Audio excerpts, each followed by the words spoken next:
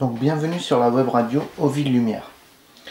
Donc en ce 2 février 2015, nous allons parler un petit peu des jeunes du Paris Saint-Germain.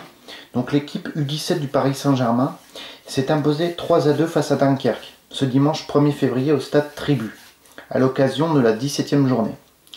Les joueurs de François Rodriguez conservent donc la première place du groupe A avec 68 points. 16 victoires et 2 matchs nuls devant Lens. On va parler des U19 aussi du Paris Saint-Germain. L'équipe des U19 du PSG s'est inclinée 2-3 face à Arras ce dimanche 1er février au stade de Gouves, Brabant, à l'occasion de la 16e journée du championnat. Après ce nouvel épisode, les joueurs de Laurent Bonadei occupent la deuxième place du groupe A avec 54 points. 12 victoires, 2 matchs nuls et 2 défaites. Donc 2 longueurs du deuxième Lille qui est actuellement leader. Nous allons parler aussi du Paris Saint-Germain section féminine.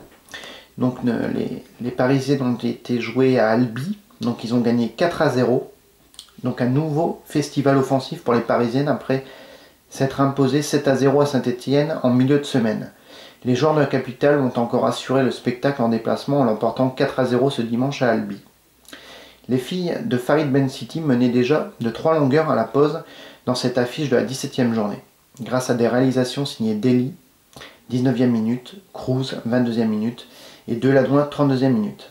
Après le repos, Alouchi a bouclé la marque pour conforter ce nouveau succès en championnat. Prochain rendez-vous désormais en Division 1, donc un duel au sommet face à l'Olympique lyonnais le samedi 21 février à 21 h à Charletti, dont la web radio Aux Villes Lumière est accréditée.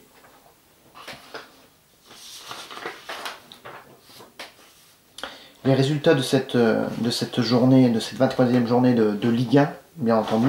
Le PSG s'est imposé au Parc des Princes 1-0. L'Olympique de Marseille a gagné contre la Vianton Gaillard. RC Lens et Bastia ont fait un partout. FC Lorient Montpellier 0-0.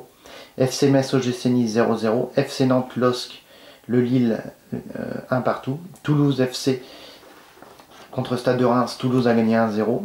Caen Saint-Etienne Caen a gagné 1-0. Jordan Bordeaux Guingamp 1 partout, dont les premiers pas de Clément Chantôme sous ses nouvelles couleurs. L'AS Monaco Olympique Lyonnais 0-0.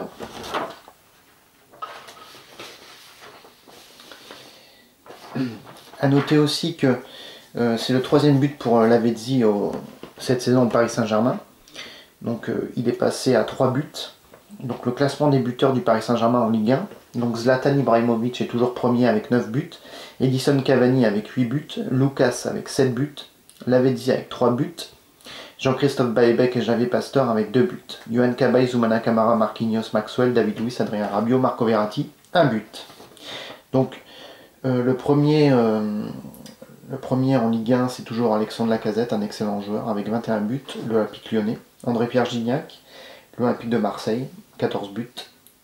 Et Claude Beauvu, Guingamp, avec 11 buts à son actif. A noter aussi que nous avons Serge Aurier et la Côte d'Ivoire en demi-finale de la CAN. Dans cette partie, ce sont les éléphants qui ont frappé les premiers grâce à Wilfried Bony.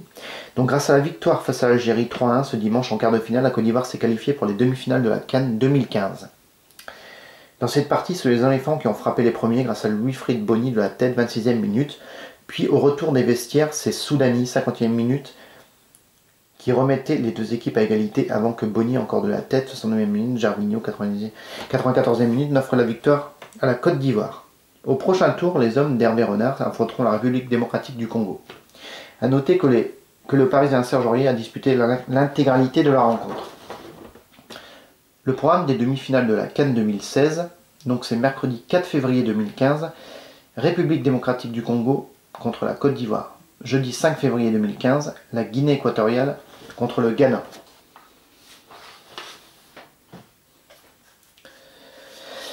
Donc Laurent Blanc, pour lui c'est une semaine très intéressante en effet avec la demi-finale de la Coupe de la Ligue à Lille. Donc est-ce qu'il va faire tourner son effectif? On ne sait pas. On connaît très bien cette équipe de Lille, mais les Lillois aussi nous connaissent car on s'est affrontés au mois de décembre. Il ne devrait donc pas y avoir de grandes surprises ni l'un ni l'autre. On connaît les joueurs, l'entraîneur et la manière dont ils ont l'habitude de jouer. Ce qui compte principalement sur ce genre de match, c'est bien évidemment la victoire face à Lille. Ça risque de se jouer sur les détails, il faudra donc être concentré et bien rentrer dans le match car on se rappelle que lors de notre dernière confrontation, les Lillois, nous avons bousculé notamment en début de partie. C'est une semaine chargée pour Laurent Blanc. C'est vrai qu'on attaque une belle semaine avec notamment ce déplacement à Lyon en championnat dimanche. Mais la première échéance, c'est une demi-finale de la Coupe de la Ligue. Voilà. Donc le retour aussi en effet en forme de Thiago Silva. Et le mercato qui se termine demain. Nous avons seulement enregistré le départ de Clément Chantôme à Bordeaux. Et j'en profite d'ailleurs pour lui souhaiter bonne chance. Du côté des arrivées, on a pu faire ce qu'on voulait, mais l'effectif est d'une qualité suffisante pour bien finir cette saison et essayer de remplir tous les objectifs. Donc le classement de la Ligue 1, donc l'Olympique Lyonnais est toujours premier avec 49 points. L'Olympique de Marseille et le Paris Saint-Germain sont ex-aequo avec 47 points. Une différence de but de 21 chacun. L'AS Saint-Etienne est 4ème avec 40 points. L'AS Monaco est 5ème avec 40 points. Montpellier est 6ème avec 36 points. Donc le dernier de Ligue 1 est le FC Metz avec 21 points. Et le RC Lens est 2ème avec 21 points avec une différence de but de moins 8. L'Évian-Thonon-Gaillard est 18ème avec 23 points. Donc nous allons accueillir Alexandra Bianchi pour nous parler un petit peu du mercato, un petit peu s'il y a des nouvelles avant qu'il se clôture, et aussi pour parler un petit peu du Paris Saint-Germain, des choses de cette semaine avant tout aussi. Donc du choc de mercredi, du jeu du PSG, de Zlatan Ibrahimovic, voilà. Nous allons l'accueillir d'ici quelques minutes.